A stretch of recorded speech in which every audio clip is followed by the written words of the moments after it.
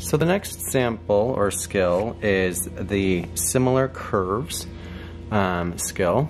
The pattern piece that I've given you has 1/4 inch seam allowances. I want you to use 1/2 inch seam allowances just so you get some practice on trimming and grading. So this marks a 1/4 inch, but you're gonna sew it at a 1/2 inch. You need 2 of those. So 2 pieces that are mirrors. So if you're using a pattern fabric that is different on the back, that you clearly have a right and wrong side, you need 2 right sides like this. Both of these are right sides. So then you're gonna sew right sides together at a 1/2 inch through the entire thing. So line up those edges and you're just gonna sew at 1/2 inch, tie knot at the beginning,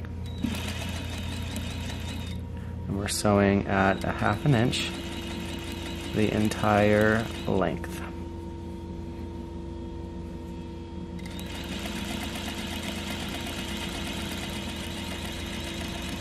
Backstitch at both sides. Once you are to this point, just determine which side you want to be the right side of the fabric, the one that's on the outside. So I'm just going to call this my garment, and I'm going to call this one my facing, just so that we can tell the difference between the 2 of them. So here's my garment piece. All of this is going to get folded in so that we have this nice clean finish edge, just like that. However, right now it's buckling, so there's going to be some ironing needed. There are also going to be some other things needed to help clean this all up.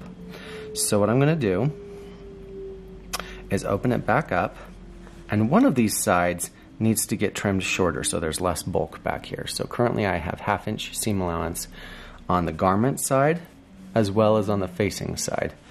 I'm going to take the side that is widest to the world, is kind of the little term to remember, and whatever one of these seam allowances that's going to get, when it gets pressed inside, will be next to the layer on the outside, I want to leave bigger. So when I look at the garment side and I bring it back, this first seam allowance that shows up, I want that one to remain 1/2 inch. The one behind it, I'm going to trim down to a 1/4 inch. So in this case, the seam allowance that is connected to my facing, I am going to take it and I'm going to cut it in half.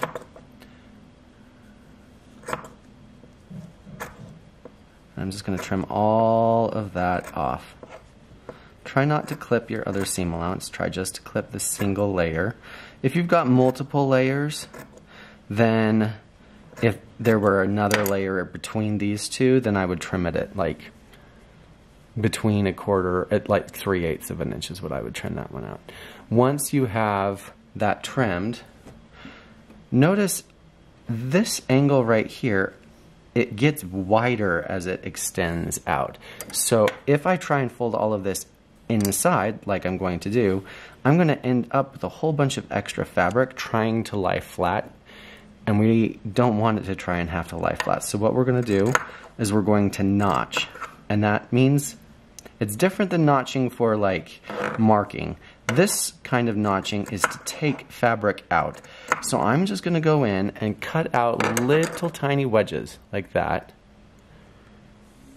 right where it is curviest, and I'm going to do them maybe about a 1/2 inch to an inch apart.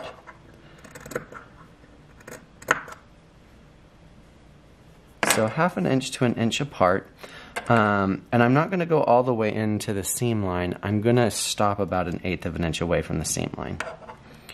Right where it stops curving as extreme, at that point I don't need to do any more. Once you have done that, you're going to want to have your regular foot in place on your machine. And you can either go to the machine, over to the iron right now and press it open and do all that kind of stuff, or another option, and one that we frequently do in the industry, is we're going to do something called understitching. And you can go and press everything first, before you do understitching and press it the direction you want, or you can just understand the direction that the seam allowance needs to get pressed. So on this side, this part right here, this is my facing piece. When I sew the next line, I want all of my seam allowances pressing towards my facing piece. They're all going the same direction, and that is away from the garment piece. So on the facing, as I'm looking at it, here's the facing piece on the surface of the fabric. I peek back here and I've got all my seam allowances coming towards the facing. So with those all going towards the facing, I'm going to come back, and on the facing piece, I am going to sew a 1/16 of an inch away from the seam line. And I backstitched. I'm a 1/16 of an inch away from the seam line, and I keep on checking underneath to make sure that my seam allowance is still going towards my facing piece. I don't want any to accidentally flip. And notice you're going to be sewing in kind of this little well. That's normal. Oftentimes we end up sewing in little tiny wells. But I'm just feeling the surface and looking a little bit underneath just to make sure that all of my seam allowance continues to go towards the facing. Understitching is key for helping favor a garment, and I'll take this over to the iron and show you what favoring a garment, favoring the edge means. So I've got that sewn. I'm actually done sewing this. I can actually flip all of this right side out. And now I'm going to go over to the iron and do a finish press and do some other explaining about why we like to do understitching. To finish pressing our similar curves, I'm just looking at the facing. On the outside of the garment, it looks great. On the inside, you'll notice that line of stitching a 1/16 of an inch of the way in. If you look really close, because we did that line of stitching, some of the garment fabric has come from the surface and has started to wrap towards the back. And we want that to happen.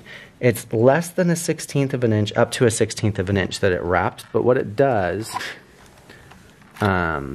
is it favors that edge so that if we're looking at this garment from the surface, none of the facing is peeking out and coming to the surface of the garment. So we understitch like this, and it pulls all of the fabric and just barely turns the outside fabric to come to the inside of the garment to make it really pretty. So we're just going to press that nice and flat, and that is the finish of the similar curves.